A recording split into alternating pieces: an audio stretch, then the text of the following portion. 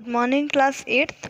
आपका second chapter है science का माइक्रो ऑर्गेनिज्म फ्रेंड एंड फो, यानी माइक्रो ऑर्गेनिज्म के बारे में ये पूरा चैप्टर है। फिर आगे दे रखा है फ्रेंड एंड फो, यानी कि माइक्रो ऑर्गेनिज्म फ्रेंड्स भी होते हैं और फो यानी कि दुश्मन भी होते हैं। अब वो किस मैनर में फ्रेंड होते हैं और किस मैनर में फो होते हैं ये इस चैप्टर में रीड करेंगे।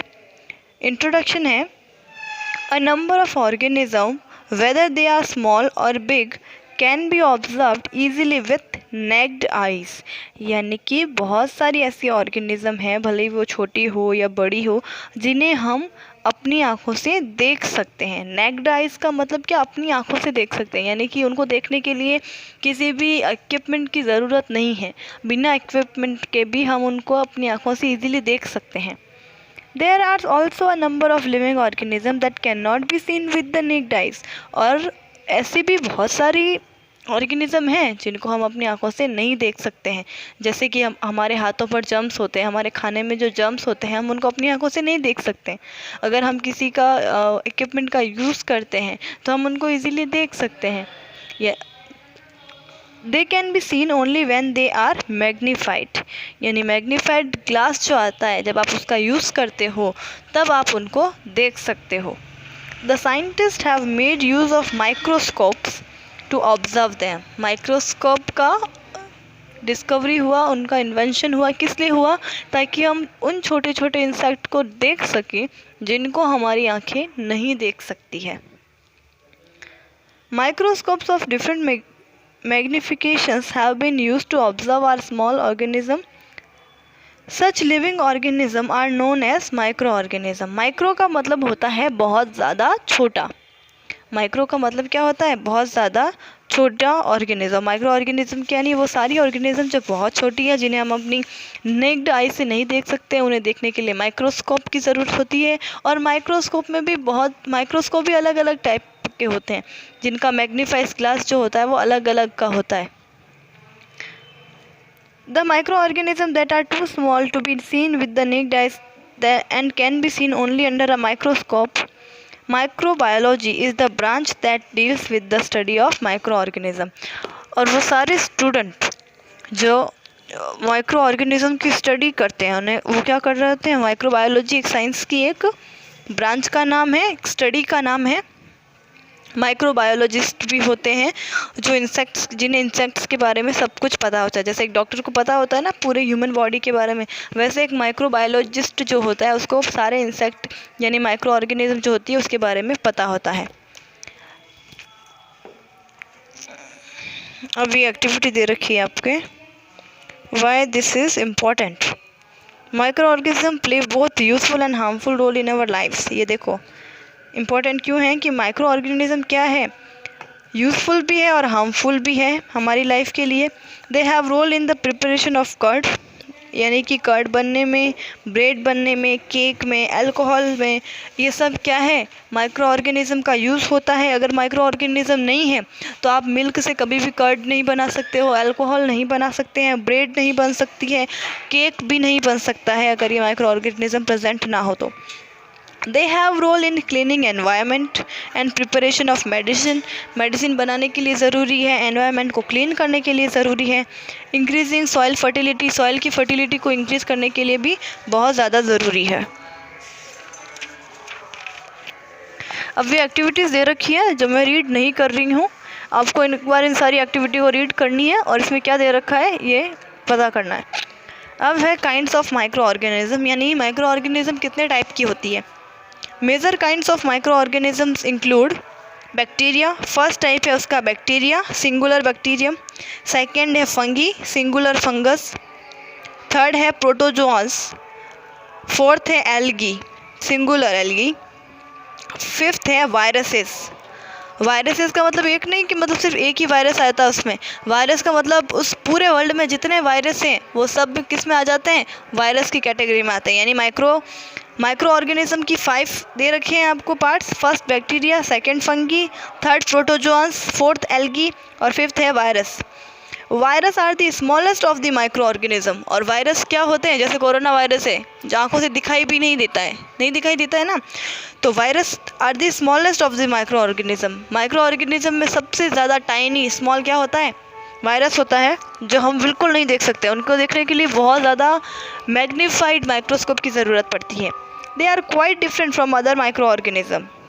और वो क्या होते हैं, काफ़ी, क्वाइट का मतलब काफ़ी डिफरेंट होते हैं दूसरी माइक्रो ऑर्गेनिज्म से। Strictly speaking they can not be grouped along with living things and micro organism. They lie on the broader line dividing the living thing from the non-living thing. Viruses lack a cellular structure, a non-living feature, but can reproduce only inside cells of the host organism, a living feature. मतलब क्या है कि virus में क्या होता है, cellular structure का lack यानी कि कमी होती है, उनमें सेल्स नहीं होती है, एक नॉन लिविंग फीचर होता है। लेकिन जब भी, जैसे कोरोना वायरस क्या है, एक नॉन लिविंग ही तो है, उसमें कोई लाइफ थोड़ी है। वो एक्टिव कब होता है, जैसे अगर किसी के दरवाजे पर कोरोना वायरस है, ठीक है, तो उसके अंदर कोई लाइफ नहीं है, वो धीरे धीरे ख़त्म हो जाएगा। लेकिन जैसे ही हमारा हाथ उस पर जाता है तो हम क्या है, ह्यूमन बॉडी है, हम रेस्पिरेशन है, हम लिविंग थिंग है। तो जैसे ही वो वायरस हमारी बॉडी के कांटेक्ट में आता है, वो क्या हो जाता है, एक्टिव हो जाता है। फिर वो भी किस में बन जाता है, लिविंग थिंग में बन जाता है। फिर वो अपना जो भी न्यूट्रिशस वगैरह किससे लेता है, हमारी बॉडी से लेता है, और हमारी बॉडी की जो सेल्स है, हमारी बॉडी की जो इम्यूनिटी है, उसको वीक कर देता है। कोरोना वायरस का मतलब क्या है कि कोरोना वायरस जैसे अगर किसी की इम्यूनिटी कम है तो हमारी सेल्स को क्या करता है, ब्रेक करना स्टार्ट करता है, और अपनी उसकी जो खुद की हमारी जो इम्यूनिटी है उसको खुद ले लेता है, जिससे हमारा इम्यून सिस्टम वीक हो जाता है, सेल्स कम होने लगती है, और धीरे धीरे क्या हो जाती है, डेथ हो जाती है। तो वायरस एक नॉन लिविंग थिंग जैसा कह सकते हो आप। वो एक्टिव कब होते हैं, जब किसी लिविंग थिंग के कांटेक्ट में आते हैं तब वो एक्टिव हो जाते हैं।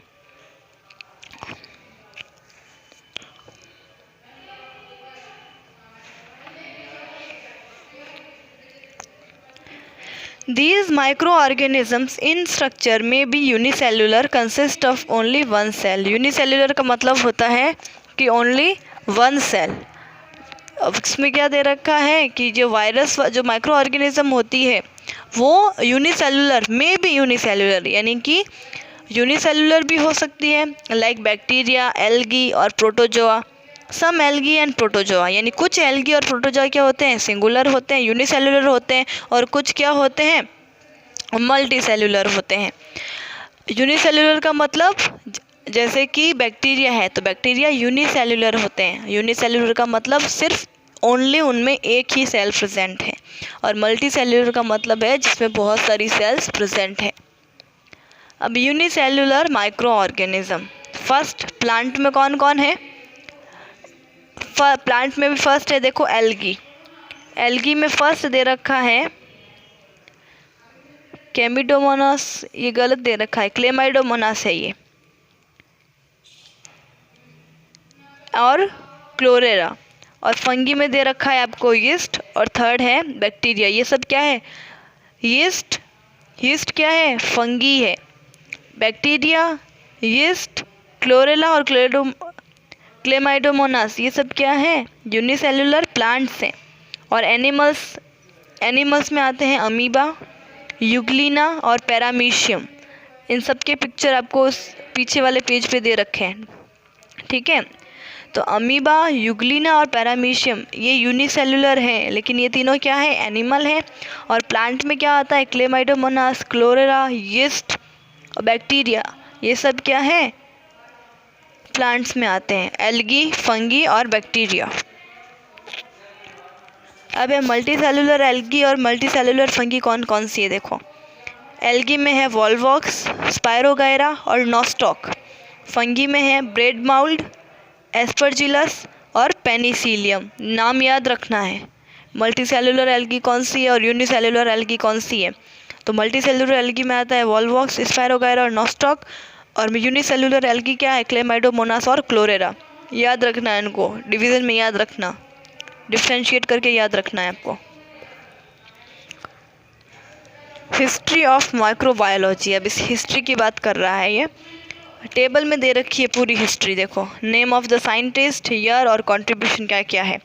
फर्स्ट है रॉबर्ट हुक, ईयर 1665, कंट्रीब्यूशन उन्होंने क्या किया था, observed cork cells, bacteria and spermatozoa using his own crude microscope. उन्होंने खुद का जो क्रूड माइक्रोस्कोप था उसका यूज़ करके क्या, कॉर्क सेल, बैक्टीरिया और स्पर्मेटोजोआ को ऑब्जर्व करा था, उन्होंने सबसे पहले बताया था। फिर है Antonie van Leeuwenhoek, 1676, first to describe and sketch microbes. वो फर्स्ट साइंटिस्ट थे जिन्होंने क्या करा, माइक्रोब्स का जो वर्ड है उसका यूज़ करा था। देन है लुइस पास्चर, बहुत इम्पोर्टेंट साइंटिस्ट है ये, 1857 to 59, discovered that fermentation is caused by yeast. यानी कि उन्होंने ये सबसे पहले पता लगाया था कि ब्रेड में जो ब्रेड जो होती है वो फूली हुई कैसे होती है, केक दूध से जो दही बनता है, कर्ड बनता है, वो क्यों बनता है। Discovered that fermentation is caused bye yeast fungi, disproved the theory of spontaneous generation. Robert Koch 1882 gave the germ theory of disease. ये याद रखना है कि ये जर्म थ्योरी ऑफ डिजीज़ किसने दी थी, तो रॉबर्ट कोच ने जर्म थ्योरी ऑफ डिजीज़ दी थी। Tuberculosis is caused by mycobacterium tuberculosis. Tuberculosis एक डिजीज़ का नाम है जो किसकी वजह से होती है, Mycobacterium tuberculosis bacterium and anthrax by bacillus anthracis. तो इसकी वजह से क्या होती है, ट्यूबरक्लोसिस की डिजीज़ होती है। और रॉबर्ट कोच ने क्या दी थी, जर्म थ्योरी ऑफ डिजीज़ दी थी। क्रिश्चियन ग्राम 1884 डेवलप्ड ग्राम स्टेन टेक्निक। ग्राम स्टेन टेक्निक में ये बताया जाता है कि कोई भी जो बैक्टीरिया है वो ग्राम पॉजिटिव है या ग्राम नेगेटिव है। अब ग्राम पॉजिटिव बैक्टीरिया क्या होते हैं, ग्राम नेगेटिव बैक्टीरिया क्या होते हैं, ये आप बाद में पढ़ोगे जब आप 12th कंप्लीट करने के बाद। अगर और साइंस अगर फील्ड जाते हो तो आप बीएससी में रीड करोगे ग्राम पॉजिटिव और ग्राम नेगेटिव के बारे में। सिबास्टुबुरो कितासस्त, क्या देखो क्या नाम दे रखा है, पढ़ने में नहीं आ रहा। Shibasaburo Kitasato, okay that is the name. 1889 tetanus disease is caused by Clostridium tetani bacterium. जिससे होता है ना, अभी ये जब छोटे बच्चे होते हैं उनको टिटनेस का इंजेक्शन लगवाया जाता है। तो टिटनेस किस वजह से होता है, इस disease is caused by Clostridium tetani bacterium. जो क्या है, एक बैक्टीरिया है। याद रखना है टिटनेस किस वजह से होता है, ट्यूबरक्लोसिस किस वजह से होता है, जर्म थ्योरी ऑफ डिजीज़ किसने दी थी, ठीक है। फिर है Alexander Fleming 1929 developed antibiotic penicillin. Penicillium जो है एक एंटीबायोटिक का नाम है। फ्रॉम पेनिसिलियम नोटेटम, एक फंगस से उन्होंने एक दवाई बनाई थी। जो अगर कोई डिज़ीज़ होती थी किसी को, अगर बैक्टीरिया की वजह से कोई डिज़ीज़ होती थी जो क्या करती थी, बॉडी में इम्यूनिटी को कम करती थी, तो उनको एंटीबायोटिक की दवाई, जैसे अभी भी होती ना एंटीबायोटिक की दवाई आती है, मतलब अगर एंटीबायोटिक का मतलब आप ऐसे जानते हो जो बॉडी को नुकसान नहीं देती है और जो भी जर्म्स हैं अपने बॉडी के अंदर उसको किल कर देती है।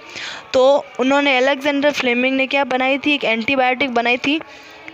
वो किससे बनाई थी उन्होंने, पेनिसिलियम नोटेटम से बनाई थी। और उसका नाम भी क्या रखा था उन्होंने, पेनिसिलिन रखा था, ठीक है। ये सब दे रखा है आपको, देखो ये क्या है, मशरूम। मशरूम क्या होता है, फंगी होती है, लेकिन ये बहुत सारे लोग इसका यूज़ करते हैं। मशरूम को अब बनाया जाता है, वेजिटेबल के रूप में भी इसका यूज़ करा जाता है। ये पेनिसिलियम, जिससे उन्होंने क्या बनाई थी, एंटीबायोटिक बनाई थी। Aspergillus, bread mould, amoeba unicellular, जिसमें क्या होती है, वन सेल होती है। पैरामीशियम, यूग्लिना, ये सब दे रखे हैं। सबके नाम स्ट्रक्चर याद होने चाहिए, देखते ही पता लगना चाहिए कि ये किसके बारे में दे रखा है, okay. Chlamydomonas, Volvox, Spirogyra, Nostoc, Oscillatoria, Fucus, influenza virus. दिख रहा है ना एकदम कोरोना जैसा, vaccinia virus, HIV virus, bacteriophage virus, तो ये सारे क्या हैं, वायरसेस है। मोस्ट ऑफ सारे वायरस क्या होते हैं, एक जैसे दिखाई देते हैं सबके ऊपर। जैसे अभी कोरोना में आपने देखा होगा, तो ये सब क्या है, ये जैसे कोरोना में ये सारी होती हैं, तो ये कोरोना की क्या होती है, प्रोटीन स्ट्रक्चर होती है। और ये सबसे ज़्यादा जो अभी जो कोरोना चल रहा है ना, उसमें भी ऐसी कैसी स्ट्रक्चर होती है, ये जो दिखाई दे रही है ये वाली, ये क्या है, अगर कोरोना जैसे किसी को भी कोरोना होता है, अगर उसके ये वायरस की ये वाली, इसको जो ये दिखाई दे रहा है ना, ये प्रोटीन सेल्स है उसकी, तो अगर इसको ख़त्म कर दिया जाए तो कोरोना ख़त्म हो जाता है। लेकिन इसको ख़त्म करने के लिए भी कोई दवाई बनी नहीं रही है, सब कुछ ट्राई हो रहा है लेकिन बन नहीं रही है। Where do microorganisms live? अब माइक्रो ऑर्गेनिज्म रहते कहाँ हैं? माइक्रो ऑर्गेनिज्म में भी single cell like bacteria, some algae and protozoa, और मल्टी सेलुलर। जैसे बताया है कि जो माइक्रो ऑर्गेनिज्म होती है वो यूनिसेलुलर भी हो सकती है, मल्टी सेलुलर भी हो सकती है। मैंने जैसे पहले भी कहा, यूनिसेलुलर क्या क्या होता है, यूनिसेलुलर का मतलब जिसमें वन सेल है, मल्टी सेलुलर का मतलब जिसमें बहुत सारी सेल्स है। तो आपको याद करना है यूनिसेलुलर में कौन कौन सी एल्गी, कौन कौन सी बैक्टीरिया है, मल्टी सेलुलर में कौन सी एल्गी है, कौन सी बैक्टीरिया है।